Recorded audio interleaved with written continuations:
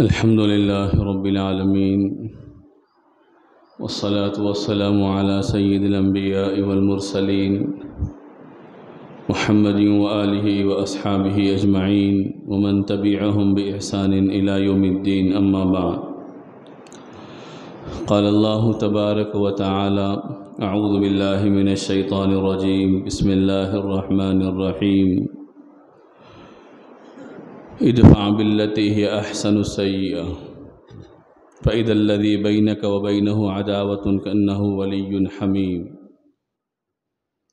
وقال تبارك وتعالى: وإنك لعلى خلق عظيم. صدق الله العظيم. اللهم صل على سيدنا محمد وعلى آل سيدنا محمد وبارك وسلم. اللهم صل على سيدنا محمد وعلى آل سيدنا محمد وبارك وسلم. اللهم صل على سيدنا محمد وعلى آل سيدنا محمد وبارك وسلم. عزیزان محترم، معزز بزرگوں، قابل احترام بھائیوں، اللہ تبارک و تعالیٰ نے ایک اچھی اور بہترین زندگی گزارنے کے لیے اخلاق والی بہترین تعلیمات سے انسانوں کو نوازا ہے۔ نبی کریم صلی اللہ علیہ وسلم کے اقوال، آپ کے ارشادات کے ذریعے بھی، اور آپ صلی اللہ علیہ وسلم کی عملی زندگی کے ذریعے بھی انسانوں کو یہ بتایا ہے کہ تم کیسے اچھے انسان بن کر دنیا میں جی سکتے ہو۔ خود قرآن کریم میں بار بار اس کی تعلیم بھی دی گئی، اچھے اخلاق کیسے ہوتے ہیں، اچھے ایمان والوں کی صفات، ان کی عادتیں کیسے ہوتی ہے، ان چیزوں کو قرآن میں بھی ذکر کیا گیا ہے، اور حدیث میں نبی پاک صلی اللہ علیہ وسلم نے بھی بیان کیا ہے، تاکہ ان چیزوں کو، ان عادتوں کو، ان بہترین صفات کو انسان اختیار کر کے اپنی زندگی میں لا کر دنیا میں ایک بہترین انسان بن کر جینے والا بنے۔ نبی کریم صلی اللہ علیہ وسلم نے اپنے عمل سے بھی بتایا کہ کیسے انسان اچھا ہوتا ہے، اور تعلیمات بھی دی کہ ان تعلیمات کو اپناؤ، اختیار کرو تو تم دنیا میں بہترین انسان شمار کیے جاؤ گے۔ چونکہ دنیا میں انسان چند سالوں کے لیے، ایک متعین مدت کے لیے، رہنے کے لیے اور جینے کے لیے آیا ہے۔ اس کے بعد جب اس کا وقت مقرر آ جاتا ہے تو وہ دنیا سے چلا جائے گا، لیکن اگر وہ اپنی زندگی کو بہتر بنا کر جائے گا، اپنی عادتوں کو، اپنی صفات کو، اپنے اخلاق کو، اپنے طرز زندگی کو بہتر بنائے گا، تو ظاہری اعتبار سے دنیا میں اس کا وجود نہیں رہے گا، لیکن اس کے اچھے تذکرے زندہ رہیں گے، اس کے اچھے کام یاد کیے جائیں گے، اس کا نام روشن اور منور رہے گا۔ اس کی تعلیم دی گئی۔ آج دنیا میں مختلف انداز سے لوگوں کو موٹیویٹ کرنے کی اور لوگوں کی صلاحیتوں کو ابھارنے کے سلسلے میں لیکچرز کا اہتمام کیا جاتا ہے، اور لوگوں کو بتایا جاتا ہے کہ تم ان اخلاق، ان عادات والے بنو تو تم دنیا میں اچھے انسان بن کر جیو گے، تمہاری ذات کا فائدہ لوگوں کو پہنچے گا۔ تو لوگ ان لیکچرز کو دیکھنے کے لیے، سننے کے لیے، اس میں شریک ہونے کے لیے ہزاروں روپے کا ٹکٹ دے کر شریک ہوتے ہیں، اور پیسے دے کر خرچ کر کے اس میں جاتے ہیں۔ لیکن آسانی کے ساتھ نبی کریم صلی اللہ علیہ وسلم نے ہم کو وہ ساری تعلیمات عطا فرمائی ہے جو دنیا میں انسان کو بہتر انسان بننے کے لیے ضروری اور لازمی ہے۔ اور دنیا میں جتنے لوگ ان چیزوں کو بیان کرتے ہیں، وہ آخر میں جا کر انہی تعلیمات سے فائدہ اٹھاتے ہیں جو ہماری نبی صلی اللہ علیہ وسلم نے انسانوں کو عطا فرمائی ہے۔ قرآن کریم میں نبی کریم صلی اللہ علیہ وسلم کے بارے میں فرمایا گیا: وَإِنَّكَ لَعَلَىٰ خُلُقٍ عَظِيمٍ، کہ آپ اخلاق کے بلند درجے پر فائز تھے۔ آپ صلی اللہ علیہ وسلم بہترین اخلاق والے تھے۔ انسانیت کے بارے میں رحم دلی، محبت، لوگوں کے ساتھ اچھا برتاؤ کرنے کا مزاج نبی کریم صلی اللہ علیہ وسلم کا تھا۔ سورہ آل عمران میں اللہ نے فرمایا: فَبِمَا رَحْمَةٍ مِّنَ اللَّهِ لِنتَ لَهُمْ وَلَوْ كُنْتَ فَظًّا غَلِيظَ الْقَلْبِ لَانفَضُّوا مِنْ حَوْلِكَ فَاعْفُ عَنْهُمْ وَاسْتَغْفِرْ لَهُمْ وَشَاوِرْهُمْ فِي الْأَمْرِ، کہ آپ اللہ کی رحمت سے ان پر نرم ہو گئے۔ اگر آپ نرم نہیں رہتے، سخت ہوتے، تو لوگ آپ کے ارد گرد جمع نہیں ہوتے۔ جو لوگ آپ کے پاس دیوانہ وار آ رہے ہیں اور آپ کے حلقے میں بیٹھ رہے ہیں، آپ کی باتوں کو سن رہے ہیں اور متاثر ہو رہے ہیں، اس کی بنیادی وجہ آپ کی محبت، آپ کی نرمی، لوگوں کے ساتھ شفقت کا برتاؤ، اچھا سلوک لوگوں کے ساتھ، وہ لوگوں کو آپ کی طرف کھینچ رہا ہے اور آپ سے متاثر کرنے کا ذریعہ بنا ہوا ہے۔ تو ایک انسان کی ذمہ داری ہے کہ وہ اپنی زندگی کو نبی کی ان تعلیمات کے سانچے میں ڈھالنے والا بنے۔ قرآن کریم میں اللہ تبارک و تعالیٰ نے فرمایا کہ وَلَا تَسْتَوِي الْحَسَنَةُ وَلَا السَّيِّئَةُ، کہ نیکی اور برائی دونوں برابر نہیں ہو سکتے۔ نیکی ایک اعلیٰ درجہ ہے، برائی ایک انتہائی خراب درجہ ہے۔ لیکن اللہ نے فرمایا اگر تم برائی کو برائی سے دور کرنا چاہو گے تو وہ دور نہیں ہوگی، بلکہ برائی کو اچھائی سے دور کرو تو اس کا نتیجہ یہ ہوگا کہ جس کی برائی کو تم دور کرو گے، اگر تمہارے اور اس کے درمیان دشمنی ہے، عداوت ہے اور دوری ہے، تو اللہ تبارک و تعالیٰ اس دشمنی کو ختم کر دے گا، اس عداوت کو دور کر دے گا اور دلوں میں ایسی محبت پیدا کر دے گا کہ تم سچے دوست بن جاؤ گے، سچے دوست بن جاؤ گے۔ برائی کو برائی سے دور کرنا، اینٹ کا جواب پتھر سے دینا، یہ ہم کو نہیں سکھایا گیا۔ اخلاق سے، محبت کے ساتھ، نرمی کے ساتھ، اچھے برتاؤ کے ذریعے لوگوں کے ساتھ پیش آنا ہم کو سکھایا گیا ہے۔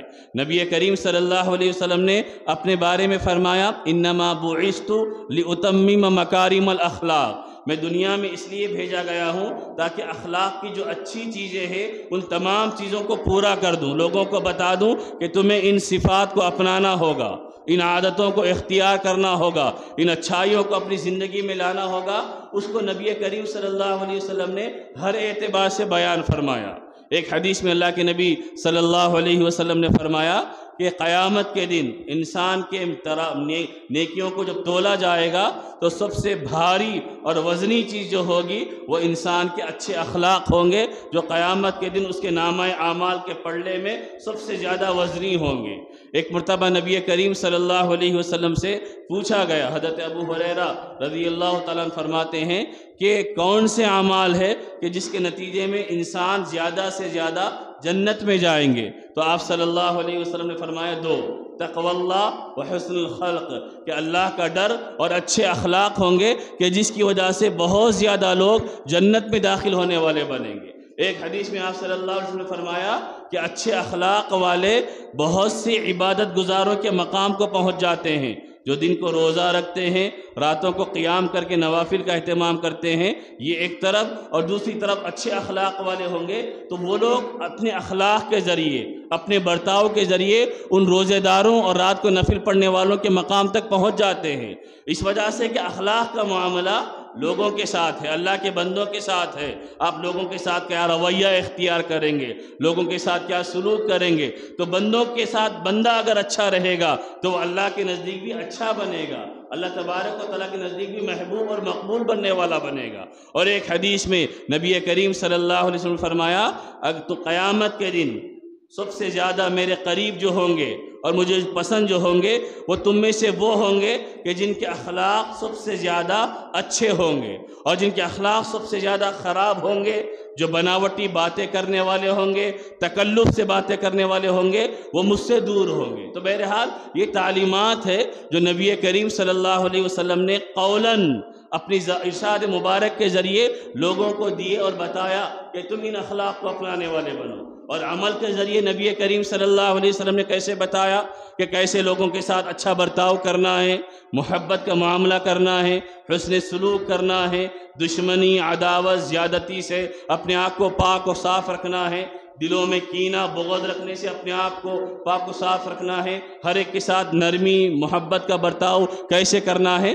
حضرت انس بن مالک رضی اللہ تعالیٰ عنہ نبی کریم صلی اللہ علیہ وسلم کے خادم خاص ہے، ان کی والدہ نے بچپن میں لا کے نبی کریم صلی اللہ علیہ وسلم کی خدمت میں دیا تھا، یہ بچہ ہے آپ کے گھر میں کام کاج کے لیے کام آ جائے گا، آپ اس کو اپنی خدمت میں رکھیے۔ تقریباً 9 سال حضرت انس بن مالک رضی اللہ تعالیٰ عنہ نبی کریم صلی اللہ علیہ وسلم کی خدمت میں رہے۔ وہ فرماتے ہیں کہ اس 9 سال کے پورے دور میں، اس 9 سال کے پورے عرصے میں کبھی نبی نے مجھے ڈانٹا نہیں، کبھی نبی نے مجھے غصہ نہیں کیا، کبھی یہ نہیں کہا کہ تم کو یہ کرنے کو کہا تھا کیوں نہیں کیا، کبھی کسی کام کے بارے میں ڈانٹا نہیں کہ میں نے تمہیں یہ حکم دیا تھا، تم نے اس کام کو کیوں نہیں کیا۔ وہ فرماتے ہیں کہ ایک مرتبہ نبی کریم صلی اللہ علیہ وسلم نے کسی کام سے مجھے بازار بھیجا، میں بازار جانے کے لیے گھر سے نکلا تو باہر دیکھا کہ کچھ بچے کھیل رہے ہیں، جیسے گلیوں میں کھیلتے رہتے ہیں، تو میں جا کر ان بچوں کے کھیل دیکھنے میں مصروف ہو گیا، بہت دیر ہو گئی۔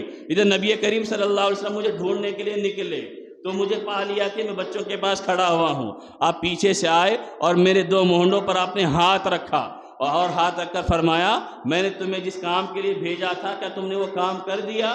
تو میں نے کہا کہ میں نے نہیں کیا۔ تو آپ نے مجھے کہا کہ جاؤ وہ کام کر آؤ، مجھے ڈانٹا بھی نہیں اور غصہ بھی نہیں کیا۔ یہ شفقت کا معاملہ بچوں کے ساتھ اور چھوٹوں کے ساتھ نبی کریم صلی اللہ علیہ وسلم کا تھا۔ ایک صحابی حضرت ام سلمہ رضی اللہ عنہا کے صاحبزادے جو نبی کریم صلی اللہ علیہ وسلم کی تربیت میں پرورش میں آئے تھے، وہ ایک مرتبہ نبی کریم صلی اللہ علیہ وسلم سے کھانا کھانے لگے۔ تو برتن میں جب ایک ساتھ کھانا کھا رہے تھے تو وہ چھوٹے بچے تھے، کبھی ایک طرف ہاتھ بڑھا دیتے، کبھی دوسری طرف سے کھانا اٹھا لیتے، کبھی دوسری طرف سے۔ تو نبی کریم صلی اللہ علیہ وسلم فرمایا ان سے کہ بیٹا کھانا کھانے کا یہ طریقہ نہیں ہے، بسم اللہ کہہ کر کھاؤ اور اپنے سامنے سے کھانا کھاؤ، اپنے ہاتھ کو ادھر ادھر مت پھیلاؤ۔ یہ محبت کے ساتھ بے شمار تعلیمات نبی کریم صلی اللہ علیہ وسلم نے دی۔ اس کے علاوہ اگر آپ دوسری بڑوں کے ساتھ آپ کا کیا برتاؤ تھا تو وہ آپ دیکھیں، حدیثوں میں نبی کریم صلی اللہ علیہ وسلم کے بے شمار واقعات صحابہ اکرام نے بیان کیے ہیں۔ ان واقعات میں سے 2-3 واقعات آپ ذہن میں رکھیں، ٹھیک ہے، جس سے ہم کو یہ اندازہ ہوگا کہ کیسے انسان اپنے اخلاق کے اثرات دوسروں کے اوپر ظاہر کر سکتا ہے، وہ کیسے لوگوں کے دلوں کو موہ لے سکتا ہے۔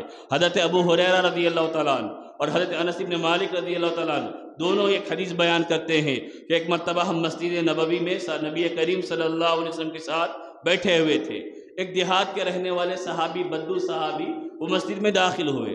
دیہات کے رہنے والے تھے، ان کو طریقہ آداب وغیرہ مسجد کے معلوم نہیں تھے، اور اس زمانے کی مسجد کوئی پختہ مسجد نبوی بھی نہیں تھی، کھجور کے تنوں، کھجور کے پتوں سے مسجد کا چھت بنایا گیا تھا، اس طرح کی وہ مسجد تھی، مٹی کا صحن وغیرہ تھا۔ تو صحابہ فرماتے ہیں کہ ہم نبی کریم صلی اللہ علیہ وسلم کے ساتھ بیٹھے ہوئے تھے، وہ بدو صحابی آئے، کچھ دیر بیٹھے، اس کے بعد گئے اور مسجد کے کنارے ایک کونے میں جا کر پیشاب کرنے لگے۔ صحابہ فوری کھڑے ہو گئے کہ ان کو روکے، ڈانٹے اور منع کرے۔ نبی کریم صلی اللہ علیہ وسلم فرمایا ابھی چھوڑ دو ان کو، روکو مت، درمیان میں روکو گے تو ان کے لیے نقصان ہوگا۔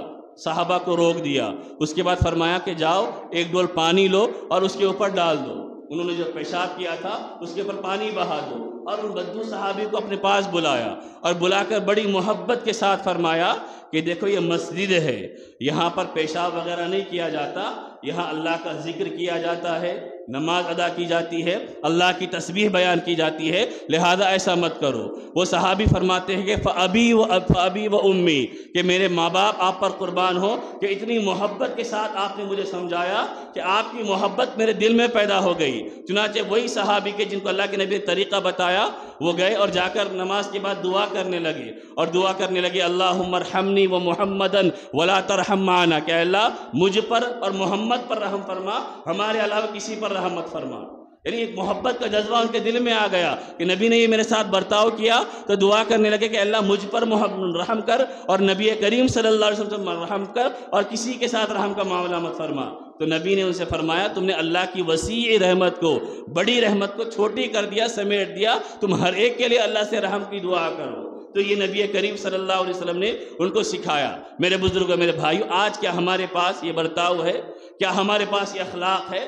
ہم مسجدوں میں نماز پڑھتے ہیں، کتنا ایثار ہم دوسروں کے لیے کرتے ہیں، کبھی ہم کسی کے لیے جگہ آگے کی فراہم کرتے ہیں یا نہیں کرتے ہیں؟ ہم کرسی پہ بیٹھتے ہیں، کتنے لوگ کرسی پہ بیٹھنے والے کہ بھائی میں کئی ہفتوں سے سامنے بیٹھ رہا ہوں، میرے ساتھ کچھ لوگ پیچھے بھی بیٹھتے ہیں، کبھی ان کو بھی موقع دیا جانا چاہیے، پہلی صف میں وہ بھی نماز پڑھ لے، ان کو بھی موقع دیا جانا چاہیے۔ ہماری صورتحال یہ ہے کہ میری جگہ پر کوئی آ کر بیٹھ گیا تو کیسا بیٹھ گیا، ہم اس پر بحثیں کرتے ہیں، اس پر چیخ و پکار کرتے ہیں، یعنی اتنا چھوٹا ذہن ہمارا بن گیا، اتنی معمولی چیزوں پر ہم لوگ ایک دوسرے کے خلاف زبان دراز کرنے کے لیے تیار ہو جاتے ہیں۔ ایثار نہیں ہے، قربانی نہیں ہے، محبت نہیں ہے، دوسروں کو ترجیح دینے کا مزاج نہیں ہے، میری جگہ پر نہیں بیٹھنا۔ بھائی کرسی بچھی ہوئی ہے یا جگہ بنی ہوئی ہے، آپ پہلے آ کر بیٹھ جائیں تو آپ کا حق ہے، اگر آپ پہلے نہیں آئے تو کوئی اور بھی آ کر بیٹھ سکتا ہے۔ مسجد ہے، آپ پہلے آ جائے تو پہلے بیٹھے، جو پہلے آ جائے تو پہلا بیٹھے۔ تو یہ ہمارا دل بڑا ہونا چاہیے، ہمارے اخلاق وسیع ہونا چاہیے، ہم یہاں سے اخلاق سیکھنے والے بنے۔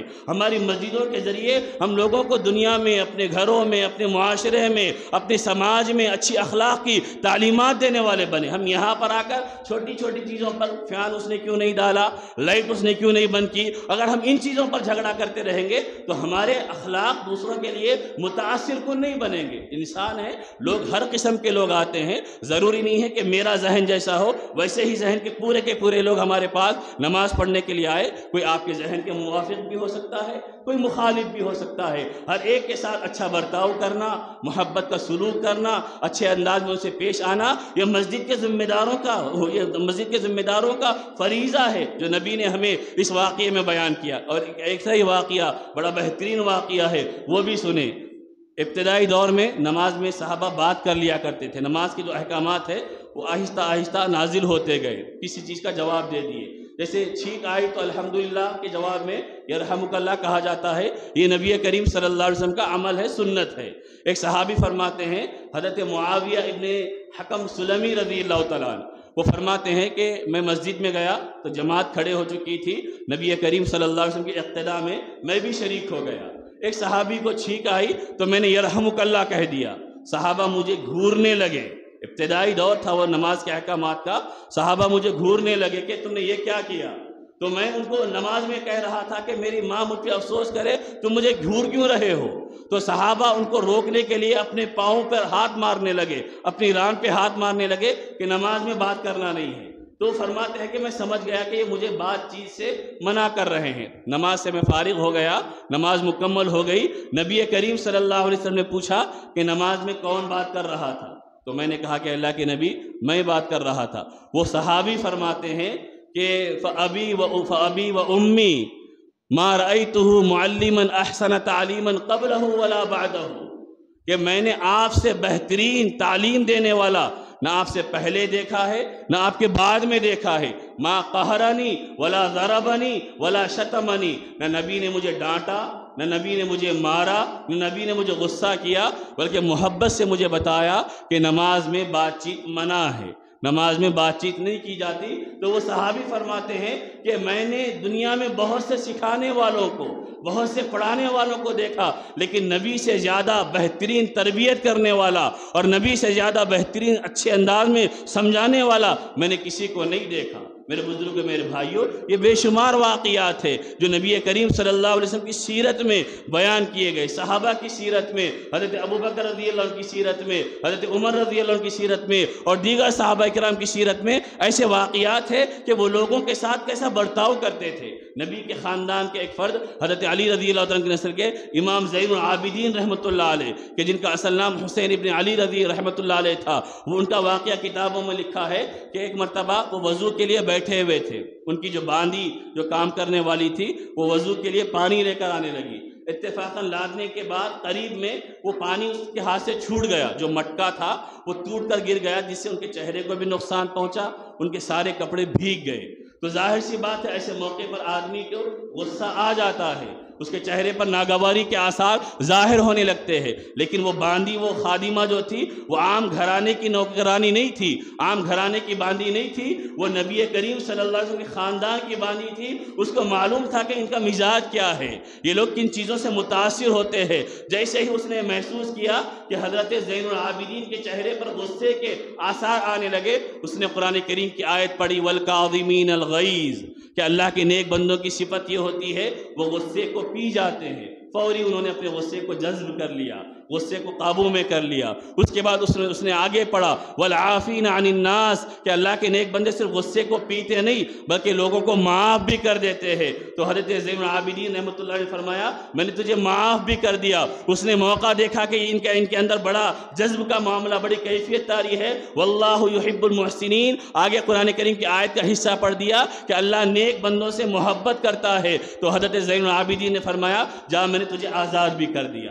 یہ اخلاق تھے ہمارے اسلاف کے، ہمارے بزرگان دین کے، ہمارے بڑوں کے۔ آج ہماری ذمہ داری ہے کہ ہم ان اخلاق کی تعلیمات کو لوگوں کے سامنے پیش کرنے والے بنے۔ معمولی چیزوں پہ جھگڑنا، ہماری زبان گالی گلوچ کے اندر متاثر ہونا، یہ ایک مسلمان کو زیب نہیں دیتا۔ ایک مسلمان جو اپنی زبان سے اللہ کا نام لیتا ہے، رسول اللہ کا نام لیتا ہے، قرآن کریم کی تلاوت کرتا ہے، وہی زبان سے وہ گالی دے کسی کو، کسی کی غیبتیں کرے، کسی کی برائیاں کرے اور جھوٹ بولنے والا بنے، اس کو زیب نہیں دیتا۔ مسلمان کا سینہ تو کینوں سے پاک ہونا چاہیے۔ وہ اچھی مثال اپنے اچھے اخلاق کے ذریعے لوگوں کے سامنے قائم کرنے والے بنے۔ آج ہمارے معاشرے میں جو معمولی باتوں پہ جھگڑے ہوتے ہیں، لڑائیاں ہوتی ہیں اور نا اتفاقی پیدا ہوتی ہے، وہ ہمارے اخلاق میں کم ہونے کی وجہ سے ہے، ہمارے اخلاق والا نہ ہونے کی وجہ سے ہے۔ ہم دوسروں کو معاف کرنے کے لیے تیار نہیں ہیں، دوسروں کے ساتھ اچھا برتاؤ کرنے کے لیے تیار نہیں ہیں۔ اللہ کے نبی صلی اللہ علیہ وسلم کی